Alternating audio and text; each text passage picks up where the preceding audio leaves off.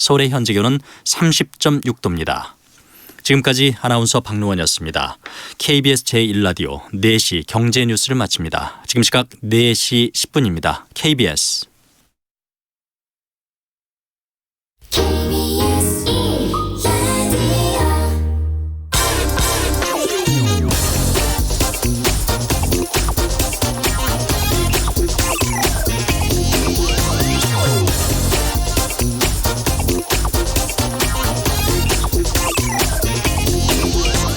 지난주 저는 한 국제상 심사위원으로 참석해서 전 세계 여러 나라의 뉴스와 다큐멘터리 작품 등을 감상할 기회를 가졌습니다.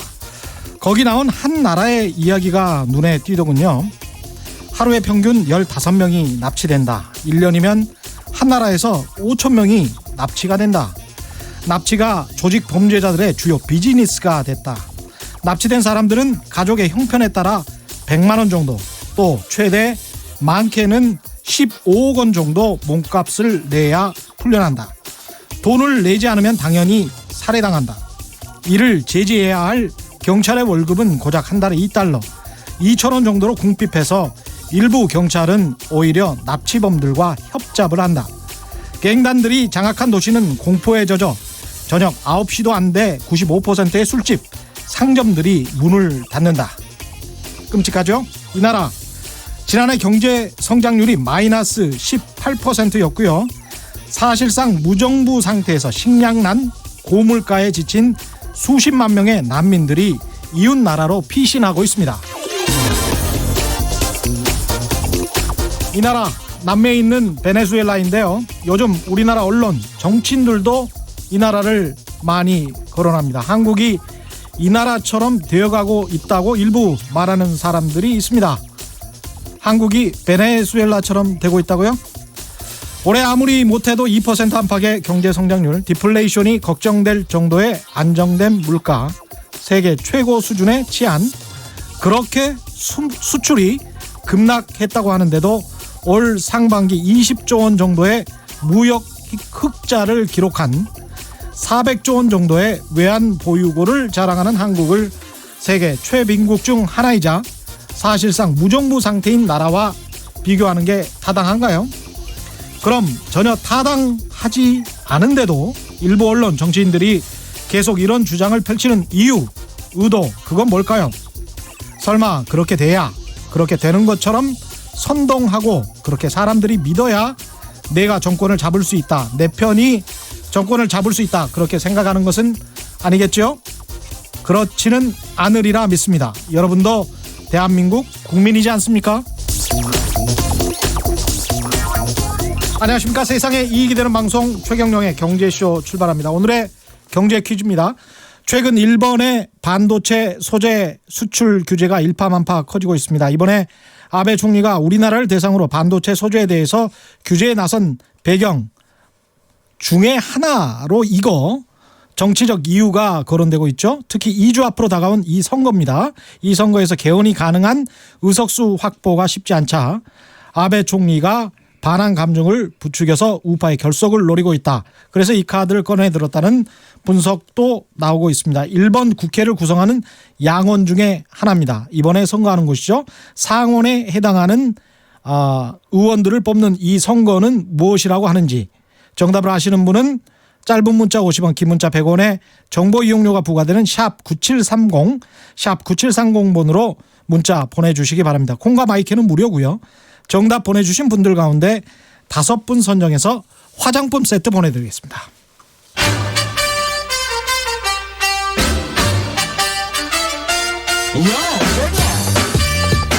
최경영이 원하는 건 오직 정의. 경제 정의를 향해 여러 걸음 깊이 들어갑니다. 최경영의 경제쇼. 투자와 경제 흐름을 적확하게 분석하고 알기 쉽게 해설해주는 원포인트 경제 레슨 시간입니다. 오늘도 이종우 이코노미스트 스튜디오에 나오셨습니다. 안녕하세요. 예, 안녕하십니까.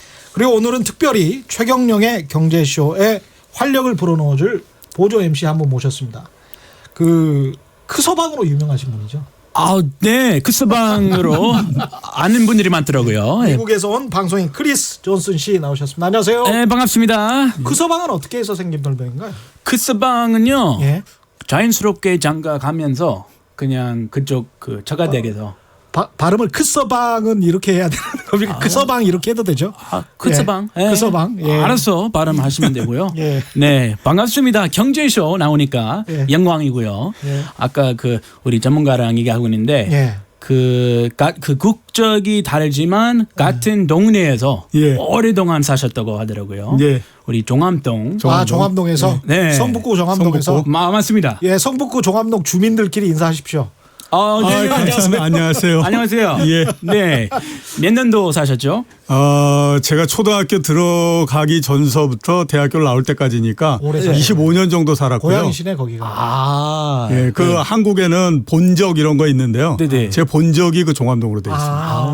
그러니까 이제 할아버지 할머니 네. 때도 종암동에 사셨다는 이야기죠. 아, 그래요? 예. 한참 뭐 예, 한참 오래. 주민 선배님. 예, 예. 네, 동네 선배님. 몇 년 사셨어요?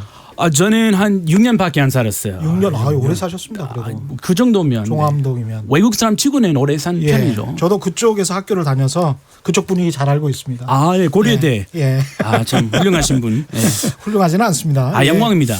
오늘 주제는 뭔가요, 이종희 이코노미스트? 예, 오늘 주제는 지금 시장은입니다. 지금 시장은? 예, 근데 여기에서 시장이 뭐 물건을 사는 시장이 아니라 예. 투자 시장을 투자 시장. 말씀드리는 건데요. 예. 부동산도 있고 뭐 주식도 있고 그다음에 뭐 채권도 있고 금도 있고 이런 거 있지 않습니까? 이게 예. 모든 아무튼 투자할 수 있는 대상이 거래되는 시장. 그 시장은 지금 어떤가 하는 게 지금 오늘의 주제입니다. 예, 시장은 우리가 항상 그 와치를 하는 네. 이렇게 늘 주목하는 대상이어서 시장보다는 오늘은 지금이라는 예. 이 시점, 예, 이 그렇죠. 시점에 특별히 주목하시는 것 같습니다. 예, 특히 지금이라고 하는 시점에 굉장히 주목을 하는데요. 예. 지금이라고 하는 시점에 주목하는 이유는 그동안에 이게 모든 가격이라고 하는 것이 일종의 어떻게 생각하면 가격의 체계라는 것이 있지 않습니까? 네. 근데 그 체계나 이런 것들이 지금 상당히 혼란한 상태에 있기 때문에 이게 과연 앞으로 어떤 결과를 만들어낼 건가 하는 거에 대한 의문이 있기 때문에 그러는데요. 네. 한번 잠깐 좀 말씀을 드리게 되면요. 체계가 혼란하다고 하셨습니다. 그러니까 예. 국제적으로 보면 우리가 안전한 자산이다라고 얘기하는 금이나 또는 예. 채권 이런 게 안전한 자산이잖아요. 예. 이거 가격 올라가고 있고요. 그죠? 그다음에 또 변동이 굉장히 심해서 투자 그 수익을 이렇게 뭐 많이 봐야 되겠다라고 해서 그 투자하는 그 변동이 심한 시장 있지 않습니까? 예. 그게 이제 대표적인 게 주식인데 예. 그게 동시에 올라가고 있어요. 국제적으로는. 안전자산과 투자자산이 예, 한꺼번에 다 올라가는 다 거죠. 올라가고 예, 있다. 예. 굉장히 좋은 거 아닌가요? 그러니까 원래는 어떤 한쪽이 올라가게 되면 한쪽이 좀 진정이 되거나 그런 형태가 되죠. 왜냐하면 가격이 많이 올라가면 그렇죠. 우리가 그냥 생각하면 이제 이 변동성이 굉장히 변동이 심한 자산 쪽으로 가기 때문에 네. 안전한 자산 쪽으로는 돈이 빠져서 버리는 형태가 되거든요. 그러니까 그쪽은 가격이 떨어지고 이쪽은 올라가고 이런 형태가 돼야 되는데 네. 지금은 두 개가 다 올라가는 형태니까 이상한데. 예, 그러니까 이제 체계가 굉장히 희한한 형태다라고 봐야 될 것 같고요. 이상 현상이다. 예. 시스템이 이상한 것 그렇죠. 같다. 뭐 그다음에 이런 말씀이죠? 주식 시장으로 보면요. 예. 오늘도 우리나라 주식 시장이 46포인트 하락했잖아요. 많이 떨어졌더라고요. 예. 한국 시장은 계속해서 하락하고 있고요. 예. 대신에 미국 시장은 지난주 목요일까지도 사상 최고치였습니다. 네.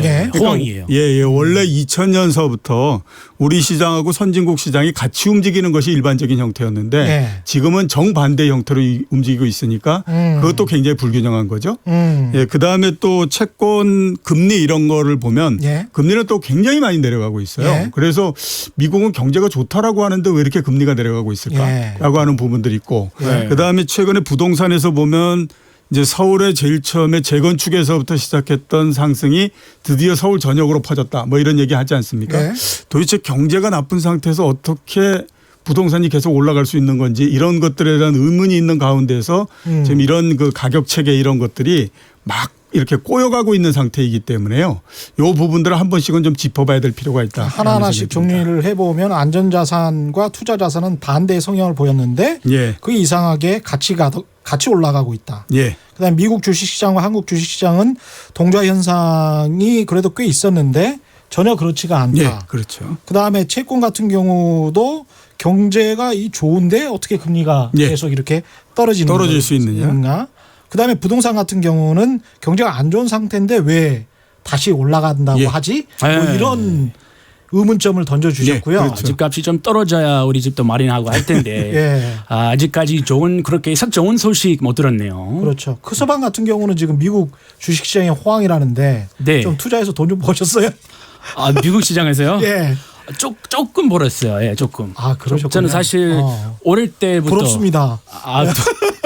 충분히 잘 보실 텐데 그래요. 저는 어릴 때부터 외할머니 제시로 투자 좀 종종 했어요. 외할머니가 권유를 하셨어요. 권유도 하셨고 예. 돈 조금 내주셨고 저는 그때 초등학생이었으니까. 초등학생이었는데. 네, 외할머니 29년생이기 때문에. 29년생이세요? 네. 그럼 90세가 넘으셨네. 우리나라 나이로, 한국 나이로. 넘으셨죠. 그렇죠. 이제. 야. 아직 정정하시고 아직도 주식시장에서 투자하고 계시더라고요. 물론 안전적으로 하지만 그 외할머니 덕분에 저는 아직까지 그 투자에 대한 관심도 많고요. 근데 그 90 넘으신 외할머니께서 네. 주식시장을 굉장히 좀 긍정적으로 보고 네. 여기에서 뭐 투기한다고 우리나라 사람들 같은 경우에 주식시장을 좀 부정적으로 보는 분들도 꽤 있거든요. 그래요? 예, 근데 그런 생각은 전혀 없나 보죠. 외할머니 저에게 항상 하셨던 말씀이 예. 크리스 너 적금하다가 나이 들어서 아이 밥값도 내지도 못한다. 적금하다 은행에 적금을 하면 적금하면 이 물가 상승률 따라가지 못하기 때문에 기본적으로 투자를 해야 나중에 노후에 이렇게 손자한테 용돈도 주고 맛있는 것도 사 먹고 할 텐데 그런 말 그거는 하셨어요. 우리나라하고 정말 굉장히 반대네요. 그러니까 투자에 대한 교육을 가정에서부터 철저히 시켰네요. 예, 그렇죠. 근데 우리나라 같은 경우에는 30년 전에 그러니까 제가 제일 처음에 여의도에 들어올 때가 88년도 말 정도였었는데요. 88년 말. 예, 그때 주가가 얼마냐면 930 정도였습니다. 예. 지금이 2000포인트 조금 되니까요. 네. 31년 이 사이에 2배 조금 된 거잖아요. 그거를 그렇죠. 복리로 따지면 연 평균으로 2.1% 정도씩 올라간 거거든요. 근데 생각해 보면요. 굉장히 낮아요. 그 당시에 은행의 정기예금 금리가 얼마였냐면 15% 정도였어요. 맞습니다. 예. 그러니까 이게 너무 많은 차이가 나기 때문에 우리나라 사람들이 주식이나 이런 거에 대해서 굉장히 별로 그렇게 선호하지 않는 이유가 너무 오랜 시간 동안에 걸쳐서 이 수익이 안 나다 보니까 다른 데에 비해서 안 나다 보니까 믿음이 굉장히 약해질 수밖에 없는 그런 거라고 봐야 되죠. 그래도 뭐 그렇죠. 펀드나 채권 정도면 그나마 되게 안전하지 않습니까? 그런 생각들을 많이 했었는데요. 그래서 펀드를 주식시장이 좋을 때마다 많이 했었는데 결과적으로 보면 원래 이게 돈이 들어오는 것이 주가가 한참 오른 다음에 들어오거든요. 그 사람들이 그러니까 많은 돈이 들어왔던 것이 주가가 떨어지면서 펀드의 수익률이 나빠지면서 손해를 보고 그다음에 나가버리는 형태가 되니까 펀드에 대해서도 그렇게 신뢰도가 높은 건 아닙니다. 많이 다르군요. 예, 우리 예. 외할머니가 항상 펀드 해라. 딴 거 몰라도 펀드 해라. 권하셨는데. 미국이랑 한국이랑 참 다릅니다. 예, 그렇죠. 이 지금 앞서서 이렇게 굉장히 좀 기현상이 나타나고 있다. 시스템 체계가 혼란스러울 정도다라고 말씀을 하셨는데 예. 이런 변화가 오게 된 이유는 뭐라고 생각하십니까? 우선 가장 큰 부분은요. 금리하고 경기에 대한 판단이 상당히 엇갈리기 때문이다라는 생각이 많이 듭니다. 그러니까 가장 큰 부분은 미국을 기준으로 해서 한번 보면요. 예. 지금 미국이 실업률이 3.7% 정도 한다고 그러거든요. 네, 아주 그거는 낮죠. 거의 완전 고용인 상태입니다. 예. 수십 년 만에 그렇죠. 그다음에 최저 수준입니다. 가장 최근에 나온 경제 성장률 수치가 1분기 3.1%니까 예. 미국 경제 입장에서 3% 성장을 한다는 건 굉장히 높은 거거든요. 그런데 어마어마하죠. 그 정도로 최근에, 큰 경제가 그런데 최근에 금리를 계속해서 내린다고 얘기를 합니다. 그렇죠. 그러면 미국 사람들한테는 설득을 못 하는 거죠. 왜 이렇게 좋은 경제에서 금리를 내려야 되느냐 하는 것들에 대해서 그 설득을 못 하다 보니까 그렇게 되면 어떤 생각을 하게 되냐면요. 예. 우리가 모르는 뭔가가 있지 않아? 이런 이제 생각을 많이 할 수밖에 없거든요. 그렇죠. 그게 일단 하나라고 봐야 될 것 같고요. 두 번째는 금리의 영향이 옛날만 못하다라고 봐야 되는 거죠. 그러니까 미국이 금리를 내리고 그다음에 뭐 굉장히 낮은 금리 이런 것들을 갖고 간 게 벌써 한 10년이 훨씬 더 넘었거든요. 예. 너무 오랜 시간 동안 저금리를 계속하다 보니까 이게 사람들이 금리가 낮은 거에 대해서 너무 익숙해져 버린 상태고요. 예. 거기에다가 금리를 조금이라도 올리면 도대체 경제가 이게 그 절단이 나버리는 거 아니야? 이런 것들에 대한 그 걱정을 너무 하다 보니까 이런 것들도 있고요. 또 무엇보다도 문제인 거는 가격이 너무 많이 높아졌다라고 하는 겁니다. 주식시장. 그러니까 주식시장 기준으로 해서 보면 미국 주식시장이 11년 동안 올랐거든요. 네. 그러니까 사상 최장기에 걸쳐서 그 주가가 오르는 상태이기 때문에 네. 너무 가격이 높다라고 하는 거를 미국 사람들도 상당히 좀 부담스러워하고 있어요. 그렇게 되다 보니까 이렇게 가격의 체계가 막 꼬여버리는 형태가 됐다라고 볼 수가 있는 거죠. 지금 이 말씀을 좀 그 종합해 드리면 미국의 경제 신문들도 이런 비슷한 이야기를 계속 논의를 하고 있는데요. 아무리 금리를 낮춰도 아무리 돈을 풀어도 인플레이션이 과거처럼 촉발되지가 않고 소득이 그렇게 급격하게 늘지가 않고 네. 그다음에 성장률 다른 나라들 같은 경우 미국 제외하고 다른 나라들 같은 경우 성장률이 과거처럼 그렇게 높게 일어나지 않는 기현상. 그래서 이제 이 신경제 현상 때문에 미국도 특히 소매업 쪽은 오히려 고용이 줄었거든요. 이게 이 아무래도 아마존 효과랄지 중국 제조업의 낮은 가격이랄지 온라인 상거래가 폭발적으로 늘으면서 이게 가격을 계속 다운시키면서 노동조합이랄지 노동자들이랄지 이런 사람들이 임금을 좀 올려주라. 그러지 않으면 일을 안 하겠다. 네. 3.7%의 실업률 정도면 네. 과거 미국 같으면 그런 이야기를 하고 임금 협상을 할 수 있어야 되잖아요. 네. 근데 임금 협상을 못 한다는 거예요. 왜냐하면 다른 나라 제조업에서 가격을 충분히 낮춰버리고 그렇죠. 온라인 상거래를 통해서 가격을 충분히 낮춰버리기 때문에 네. 임금을 못 올리니까 임금을 못 올리는 상황에서는 인플레이션이 일어나지가 않는다는 거죠. 네. 개인적으로 아는 사람 중에 그 자동차 업체에서 예. 일하는 노동자라고 해야 되나요? 아, 예. 아무튼 그 공장에서 일하는데 예. 그쪽에서도 엄청나게 한 번에 그 해고할까 지금 고려하는 중이더라고요. 미국에서? 미국에서는 예. 거기도 미국 좀 이 시급 많이 해줘야 되기 때문에 그렇죠. 딴 데에서 하면은 훨씬 저렴하게 하니까 그렇죠. 그 친구 걱정이 이만저만 아니더라고요. 쉽게 그래서 그 기업가들은 쉽게 사업을 할 수 있는 네, 분위기가 그렇죠. 돼버렸고 그래서 미국 이게 지금 MBC 방송에서 그 한 이틀 전에 나온 방송인데요. 미국 MBC 나이틀리 뉴스라고 이제 저녁 예, 유명해요. 종합 뉴스 있죠. 간판 프로그램. 예, 간판 프로그램. 이죠, 예. 거기에 나온 뉴스인데 이번에 한 22만 명 정도가 고용이 늘었는데도 불구하고 미국인의 40% 정도가 응답자가 근근히 먹고 살기가 힘들다. 40% 정도가. 그리고 50% 이상의 근로자가 시간당 18불 정도 받는 수준이다. 그러니까 네. 높은 미국으로서는 조금 좀 낮은 네. 상황이죠. 50% 이상이면 한 300만 원, 월급이 한 300만 원 정도, 300한 30만 원 된다는 건데 네. 시간당 18불이면 그래서 그런 그렇죠. 얘기 하지 않습니까? 미국의 고용이 뭐 이렇게 실업률이 낮고 그러는데 그 네. 이유는 월가에서 투자은행에 다니던 사람들이 맥도날드 햄버거 거기에서 햄버거 굽고 있기 때문에 그렇다 이런 얘기 많이 하거든요. 그렇죠. 그러니까 고용 옛날 같은 경우에는 상당히 임금을 많이 받던 사람들이 네. 해고가 된 다음에 전체적으로 이렇게 임금이 낮은 쪽으로 계속 가게 되면 고용 자체는 늘어나는 거지 않습니까? 그렇죠. 그런데 내부적으로 보면 이게 벌어들이는 게 적기 때문에 그런 상태가 돼서 이게 실제보다는 더 안 좋을 수 있다 이런 얘기들을 많이 하는 거죠.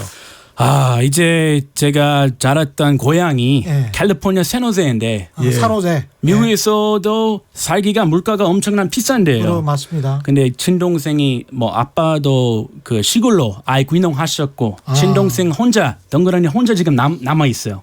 샌호세. 그래서 그 동생에 대한 걱정이 많아졌고요. 먹고 살기가 상당히 힘들어졌어요. 그러니까 경제학자들이 원하는 물가 인플레이션은 안 오고 학력 인플레이션이 와버렸어요. 예.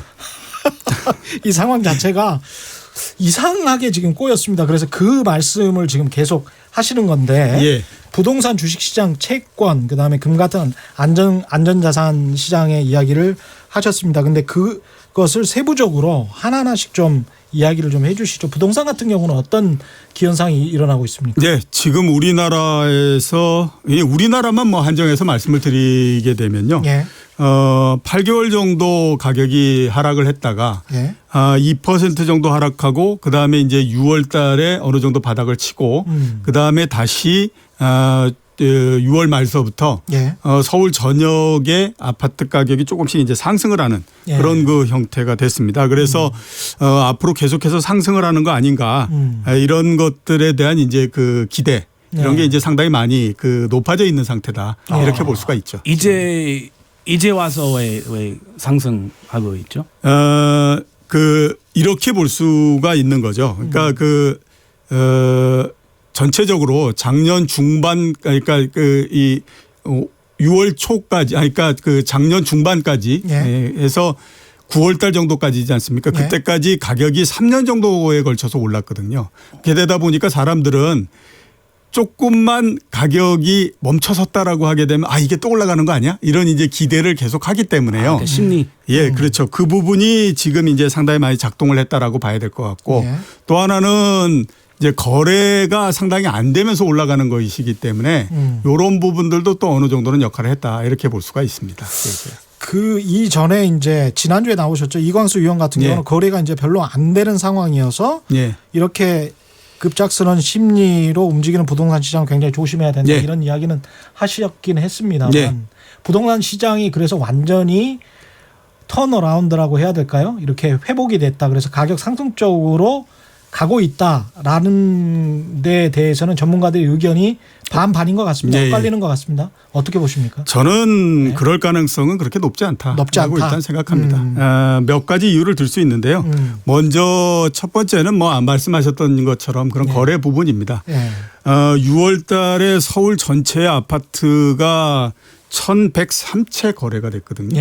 그러니까 작년 8월 달이 14,965채가 거래됐기 때문에 그러니까 작년 8월 달에 비해서는 7% 정도 됩니다. 그런데 13분의 1 수준. 그렇죠. 엄청난 차이네요. 근데 1,103채가 거래됐다라고 하면 우리가 감이 잘 안 오잖아요. 그렇죠. 그래서 그거를 이렇게 한번 보죠. 지금 서울에 종암동 이런 것처럼 동이 몇 개냐 하면 522개 동이 있습니다. 그거 한번 나눠보면요. 한 동에서 6월 한 달에 아파트 2채가 거래가 됐다라는 거예요. 2채만.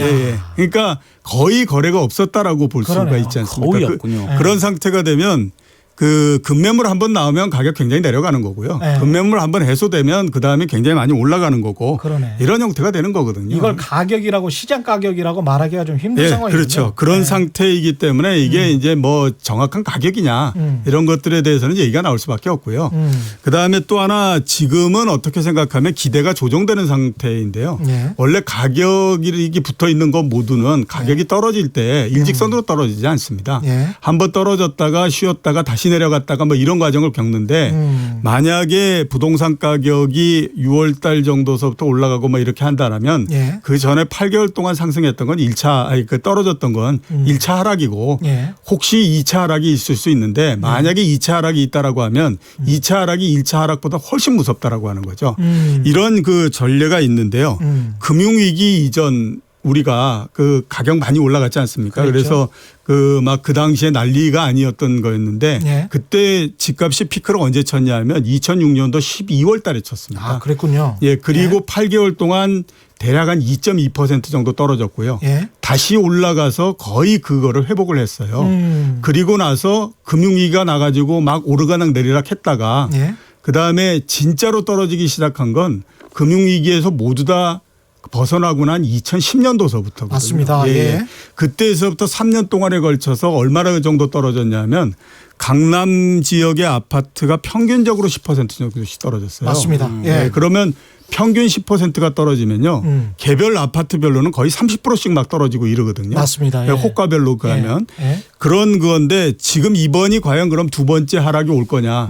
제가 생각했을 때는 안 올 확률보다는 올 확률이 상당히 높다. 이렇게 볼 수가 있는 거죠. 제가 가장 의미심장하네요. 그냥 궁금한 건 지금은 물론 강남 집 한 채 정도 있으면 좋겠는데요. 지금은 현재 상황으로서는 불가능하니까 부동산 말고 그냥 일반 주식. 지금 우리 조그만 자금이 있기 때문에 한국 그 상황이 좀 안 좋더라고요. 그래서 조금 이렇게 분산해가지고 해외로 조금 큰 나라로 가야 되는지 아니면 미국으로 가야 될지 아니면 요새 뜨고 있는 뭐 베트남이나 인도 같은 나라 가야 될지 그 비율도 어느 정도 될지 제가 이 자리 빌려서 전문가에 해외 주식 투자, 직접 투자를 여쭤보시는 거죠? 네. 그렇죠. 이 대답을 좀 하시기 전에 예. 저희가 지금 또 경제 퀴즈는 한 번 더 내드려야 되니까. 예, 좋습니다. 한 번 더 내드리고 말씀 들어보겠습니다. 오늘의 돌발 경제 퀴즈입니다. 최근 일본의 반도체 소재 수출 규제 문제가 일파만파 커지고 있죠. 이번에 아베 총리가 우리나라를 대상으로 반도체 소재에 대해서 규제에 나선 배경 중 하나로 정치적 이유가 거론되고 있습니다. 특히 두 주 앞으로 다가온 이 선거에서 개헌이 가능한 의석수 확보가 쉽지 않자 아베 총리가 반한 감정을 부추기기 위해서 이 카드를 꺼내 들었다는 분석이 나오고 있습니다. 일본 국회를 구성하는 양원 중에 하나로 상원에 해당하는 의원들을 뽑는 이 선거는 무엇이라고 하는지 정답을 아시는 분은 짧은 문자 50원, 긴 문자 100원의 정보 이용료가 부과되는 샵 9730번으로 문자 보내주시기 바랍니다. 콩과 마이크는 무료고요. 정답 보내주시는 분들 가운데 5분 선정해서 화장품 세트 보내드리겠습니다.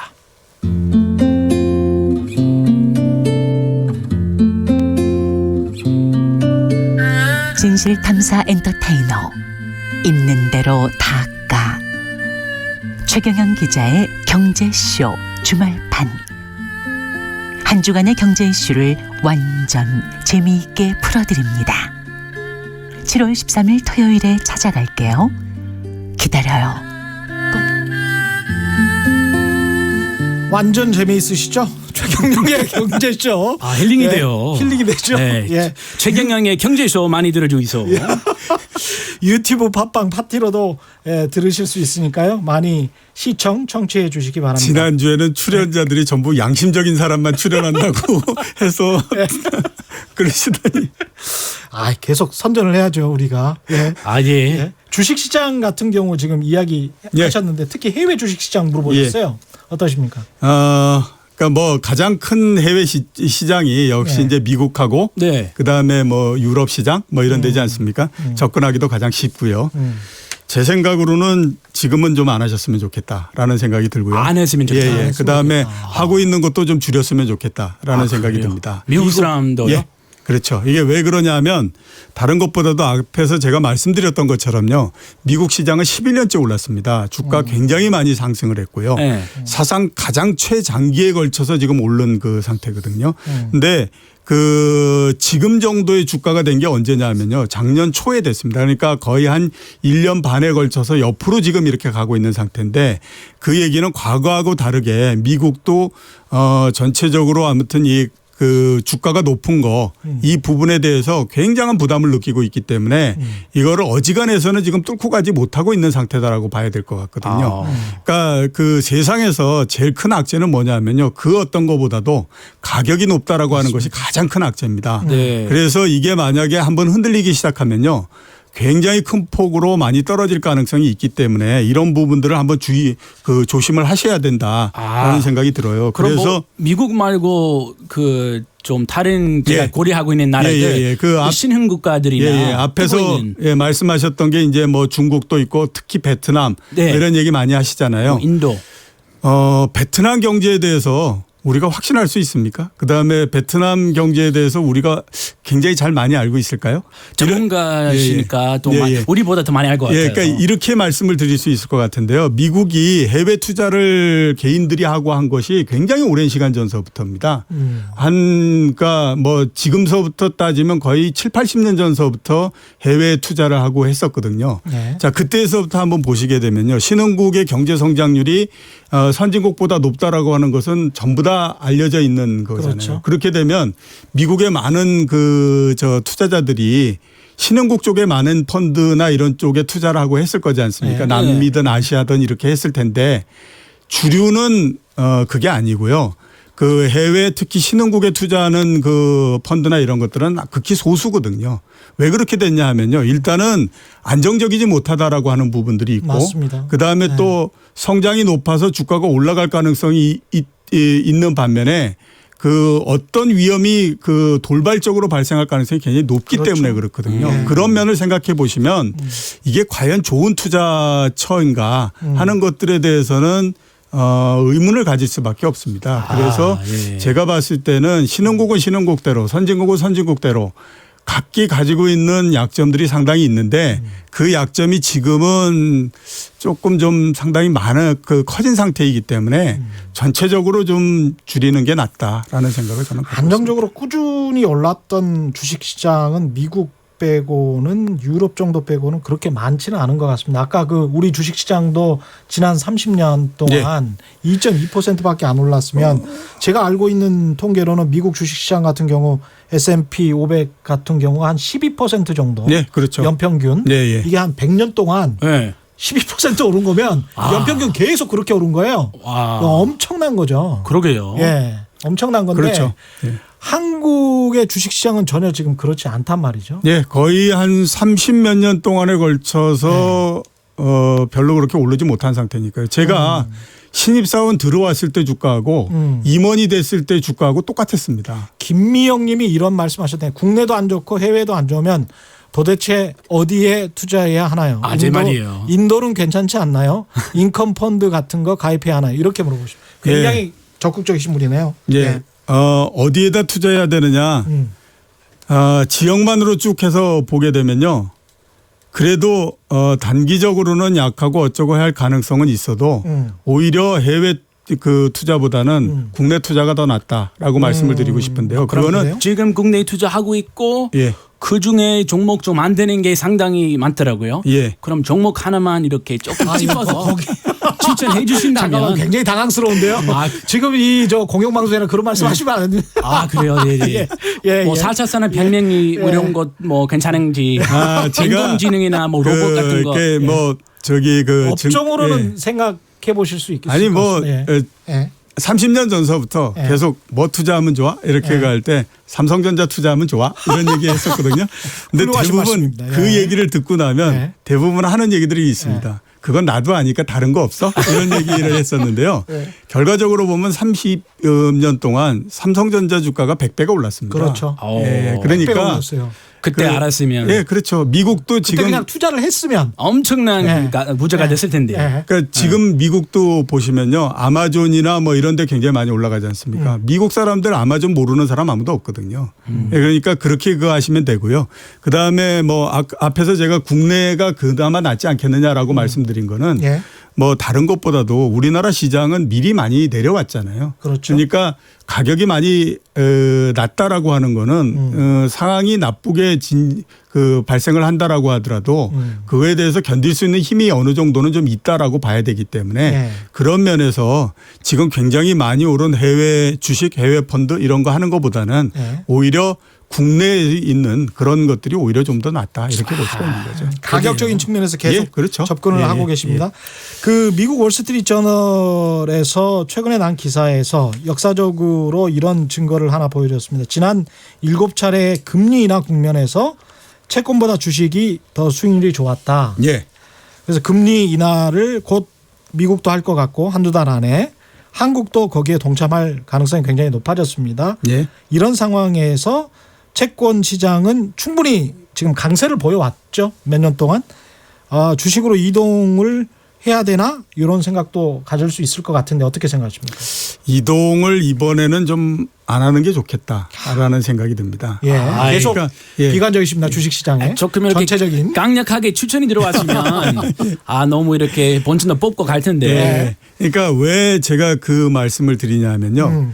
그동안에 앞에서 말씀드렸던 것처럼 너무 낮은 금리가 오랫동안 지속이 되면서 금리에 대한 내성이 너무 많이 생겨버린 금리에 거죠. 대한 내성이 그러니까 너무 많이 생겼다. 저금리에 대한 내성이 너무 많이 생겼기 때문에 지금 사람들은 금리는 당연히 낮은 거야 이런 생각을 하게 됐거든요. 그러니까 그게 몇 년 전에 금리를 계속 낮추고 저금리를 갖고 가고 그럴 때는 주식을 올릴 수 있는데 그게 너무 오랜 시간 동안 10년 넘게 계속되다 보니까 이제는 거기에 대해서 만성이 돼서 그에 대한 반응이 별로 오지 않고 있는 상태예요. 또 내려봐야 약발이 없다. 약효가 없다. 그런데다가 지금 어떤 생각을 하게 되냐면요. 유럽 같은 경우에는 굉장히 낮은 금리인데도 여기에서 돈을 더 풀고 어쩌고 뭐 이렇게 해야 된다라고 하니까 그러면 도대체 앞으로 어떻게 해야 되는 거냐. 이 낮은 금리에서도 그렇게 가면 이제 경제는 자생력이 없어진 거 아니냐 이런 그 의문을 굉장히 많이 가질 수밖에 없거든요. 그렇죠. 그런 상태가 되면 어떤 시점을 넘어가면 그때에서부터는 금리가 작동하지 않고 경기가 안 좋을 수도 있고 이런 거 아니야? 이런 것들이 작동할 가능성이 높기 때문에요. 예. 그런 형태가 돼서 이제는 금리를 내리고 하지만 이게 좀 과연 작동을 하겠느냐라고 하는 것들이 있고 또 하나 미국만으로 보면요. 예. 그 좋다라고 하는 경제에서 왜 금리를 내려야 돼? 예. 이런 것들에 대한 해답을 지금 주고 있지 못한 상태입니다. 그렇죠. 예, 그렇게 되다 보니까 지지난주까지는 금리를 내릴 가능성이 높다라고 하는 걸로 해서 주가가 쭉 이렇게 올랐는데 이제 7월 달에 내릴 거야라고 하는 것이 기정사실화되다 보니까 주가가 점점 약해지는 형태가 지금 돼버리고 있는 거죠. 그러네요. 예. 그래서 기대심리만 있었다가 예, 그 기대심리로 이미 선반영된 측면도 있겠습니다. 예. 금리가 만약에 실제로 내려가면 주식시장은 전혀 다르게 반응할 가능성도 있겠네요. 예, 그렇죠. 금리하고 시장이 어떻게 움직이느냐 하는 거는 실제로 금리가 내려가기 때문에 주가가 올라가느냐 뭐 이런 것도 중요하지만 네. 금리가 내려가고 이러는 것들을 도대체 우리가 어떻게 해석할 건가 예. 하는 부분들에 따라서 굉장히 많은 변동이 오거든요. 예. 그런 면에서 한번 생각해 보면 예. 이제서부터는 금리를 내리는 것이 과연 그렇게 시장이 환영할 만한 일이냐 하는 것들에 대해서 한번 고민을 해볼 필요가 있습니다. 혹시 시간 조금만 되면 질문 하나 더 있는데요. 예. 우리- 계속하세요. 그래요. 예, 괜찮습니다. 괜찮아요. 예. 계속할게요. 예. 저 아내가 원래 그 적금 같은 거, 예. 적금 같은 거 원래 이 물가 상승률 못 따라가니까 예. 우리 외할머니 말씀하신 것처럼 예. 절대 하지 말라. 아예 안 하고 있는데 은행 적금 같은 것은 그 절대 예. 안 하는데 요새 하도 이 경제 좀 안 좋다 보니 예. 이렇게 분산 개념으로 예. 적금 한 2개 정도 이 분산하면 조금 더 안전적이지 않을까 제가 그렇게 얘기하고 있는데 예. 혹시 적금 지금 카톡으로 설마 받으신 거예요 질문을? 아니, 지금은 실시간으로 질문이 왔어요. 예. 진짜로? 바로 눈치채셨군요. 예. 네. 집에서 그냥 바로 질문한 거를 예. 아내가 집에서 여기 저 영상 보겠다고. 영상 보고 있다고? 네, 노트북 지금 라이브로 나오고 있다고. 야, 질문 하나 한다. 꼼짝 못 하시는구나. 진짜 그렇네요. 예, 제가 꼭 답변 얻어보고 예, 알겠습니다. 집으로 우리- 가도록. 이렇게 한번 생각해 보면 간데요. 2000년서부터 금리가 굉장히 우리가 낮아졌다고 얘기하잖아요. 예. 그때에 뭐 아무튼 한 자릿수 금리로 들어오고 그다음에 계속 낮아져서 막 이렇게 그랬는데요. 예. 2000년서부터 따져도요. 전체적으로 누적해서 수익을 내보면 제일 많이 올라간 건 당연히 강남 아파트입니다. 그게 그렇죠. 이제 제일 많이 올라간 예. 거고요. 예. 금리를 누적해서 본 수익률이 강남 아파트 올라간 거에 대략 65% 정도는 커버를 합니다. 근데 한번 보시면요. 금리는 그때서부터 계속 내려온 거니까 제일 불리한 상태가 됐잖아요. 예. 강남 아파트는 2000년서부터 차별화되면서 올라간 거였기 때문에 가장 좋은 상태였었거든요. 그렇죠. 그래도 그런 정도 했고요. 주식은 당연히 그거보다도 훨씬 더 수익이 낮았죠. 네. 그러니까 제가 말씀드리고 싶은 거는요. 뭐냐면 우리가 금리라고 하는 것이 정해져 있기 때문에 그 정도의 수익에 대해서는 항상 별로 그렇게 뭐 그게 높으냐 뭐 이런 하면서 그걸 꼭 왜 해? 이런 얘기들 많이 합니다. 네. 그래서 주식 시장에 있는 사람들 제일 많이 하는 얘기가 뭐냐면 채권 뭐 그하고 금리 그거 해봐야 뭐해. 주식 한 번 해서 하루 상한가만 하면 6년 동안 금리 떨어지는데 뭘 그걸 하고 있어 뭐 이런 얘기를 하거든요. 그런데 누적적으로 해보면 그게 굉장히 많은 거기 때문에요. 은행이요? 예. 그렇기 때문에 제가 드리고 싶은 말씀은 은행에서 이렇게 적금 이런 거 나오고 그러지 않습니까? 예. 그 중에 한 2점 몇 프로, 3% 이런 정도 수익 제시해주고 하는 거 있으면 네. 그거는 얼마든지 하셔도 됩니다. 그런 정도 수익이 얼마든지.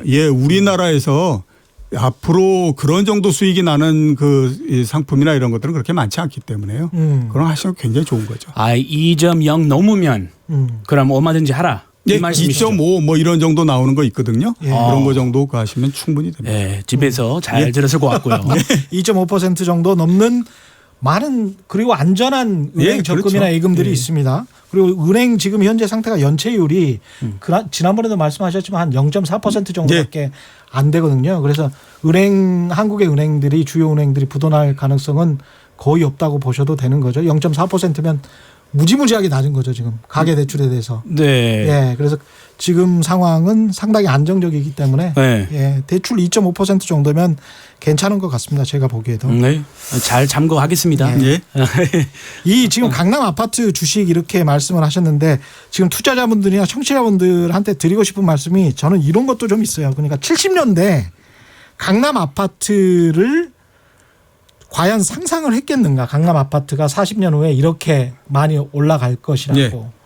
70년대 제가 그 기록들을 보니까 강남에 있는 땅하고 네. 호남 평야하고 호남에 있는 평야 있지 않습니까?